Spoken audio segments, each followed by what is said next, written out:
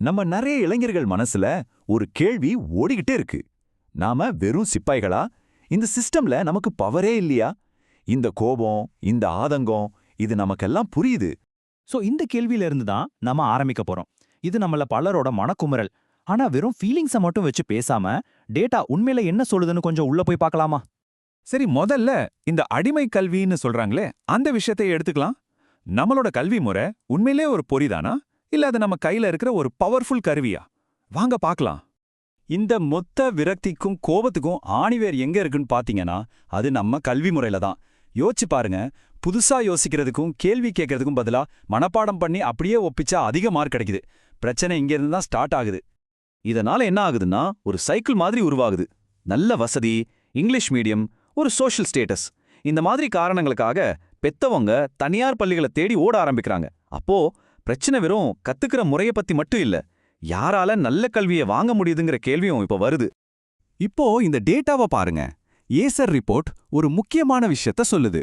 அரசு பள்ளிகளோட ஒப்பிடும்போது தனியார் பள்ளிகள்ல இருக்கிற 5வது படிக்கிற குழந்தைங்களால 2வது பாடத்தை நல்லா படிக்க முடியுது.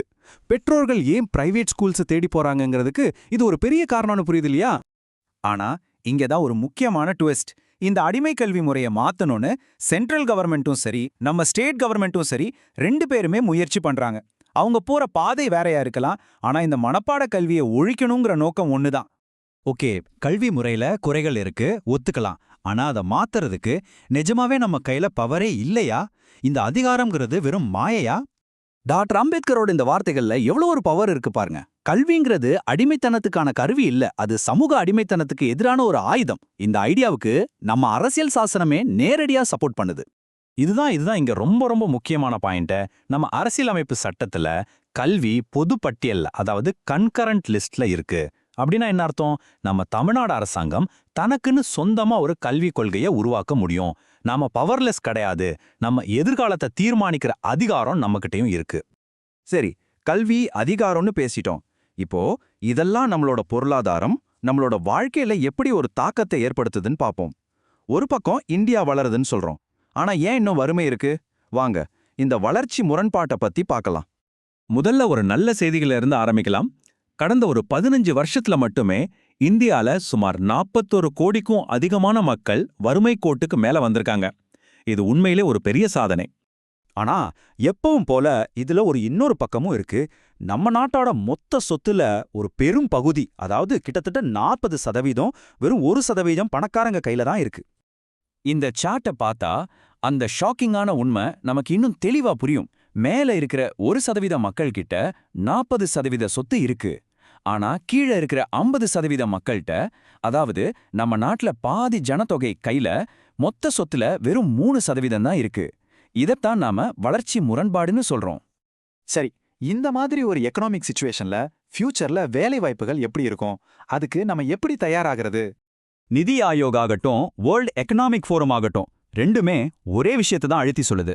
Artificial intelligence, renewable energy, cyber security மாதிரி கிரியேட்டிவா யோசிக்கிற வேலைகள் அதிகமாகும். அதே நேரம் டேட்டா என்ட்ரி, பேங்க் டெல்லர் மாதிரி ஒரே வேலையை திரும்ப திரும்ப செய்கிற வேலைகள் ஆட்டோமேஷன் மூலியமா குறைஞ்சிரும். இங்க ஒரு இன்ட்ரெஸ்டிங்கான விஷயம் என்னன்னா, அரசியல் கட்சிகளுக்குள்ள 1000 கருத்து வேறுபாடு இருக்கலாம். ஆனா ஒண்ணு மட்டும் நிச்சயம், இந்த மனப்பாடம் பண்ற கல்வி முறை ஃபியூச்சருக்கு செட் ஆகாதுங்கிற விஷயத்துல மட்டும் எல்லாருக்கும் ஒரே கருத்து தான். பிரச்சனை டெக்னாலஜி இல்ல, நாம அதை எப்படி கத்துக்கிறோங்கிறது தான். இதெல்லாம் பேசி முடிச்சிட்டு நாம எங்க ஆரம்பிச்சோமோ அந்த கோபம், அந்த விரக்தி அங்கேயே திரும்ப வரும். இப்ப நம்ம முன்னாடி நிக்கிற ஒரு முக்கியமான கேள்வி என்னன்னா, சிஸ்டம்ல குறை இருக்கு, ஃபியூச்சர் சேலஞ்சிங்கா இருக்கு. அப்போ இங்க இருந்து நாம என்னதான் செய்ய போறோம்? அடுத்தவங்கள குறை சொல்றதை விட்டுட்டு நம்ம கையில என்ன பவர் இருக்குன்னு யோசிக்கலாம். 3 சிம்பிளான வழிகள் இருக்கு. 1, கத்துக்கிற எல்லாத்தையும் கேள்வி கேளுங்க. 2, உங்க ஓட்டுரிமையை சரியா பயன்படுத்துங்க, உள்ளூர் அளவுல கேள்வி கேளுங்க. 3, எதிர்காலத்துக்கு தேவையான புது ஸ்கில்ஸை கத்துக்க ஆரம்பிங்க. கடைசியா நம்ம புரிஞ்சுக்க வேண்டியது ஒண்ணுதான். நம்ம கையில இருக்கிறது விரக்தி கிடையாது, அது நம்மளோட சக்தி. ஆமா, சிஸ்டம்ல குறைகள் இருக்கு, எதிர்காலம் எப்படி இருக்கும்னு சரியா தெரியல. ஆனா உங்க கையில இருக்கிற சக்தியும் சுதந்திரத்தையும் வச்சு நீங்க என்ன உருவாக்க போறீங்க?